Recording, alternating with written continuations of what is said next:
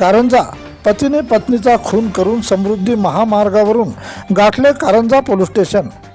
वाशिम जिल्ह्यातील कारंजा समृद्धी महामार्गावर 14 जुलै सकाळी 4 वाजता 13 जुलै नागपूरवरून मुंबईकडे गाडी क्रमांक UP 16 BN 0134 ह्या कारने नागपूरवरून मुंबईकडे जात असता वर्धा येथे पती पत्नी मुले यांनी धाब्यावर जेवण करून मुंबईसाठी कारने निघाले।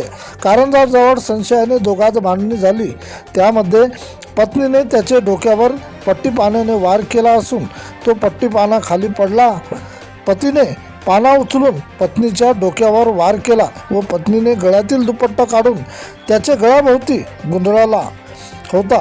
त्याने तोच दुपट्टा तिच्या गळ्याभोवती गुंडाळून लहान मुलासमोर त्याची आई व त्याची पत्नी दुपट्ट्याने गळा आवळून केला खून।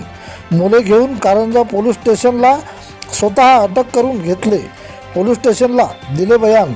नाव सलमान खान नेक मोहम्मद खान, वय 28 वर्ष, राहणार अपेहट्टी मॅजिक जवळ, जारजा रोड, कालौदा, तहसील दादरी, जिल्हा गौतम बुद्ध नगर, UP। मी आई आणि अमीर बानो, पत्नी हसीन, मुलगी महक 5 वर्ष, मुलगा उमर 3 वर्ष, अब्राहम व 2 वर्ष सोबत राहतो। माझी सासरवाडी युसुफपूर मालगोसा, तहसील खुर्जा, जनपद बुलंदशहर, UP। 2000 मध्ये झाले लग्न। त्या घटने अगोदर उमरही पूर्व माझ्या पत्नीने माझे लहान भावासोबत संबंध होते। मी त्यांना समजावून सांगितले।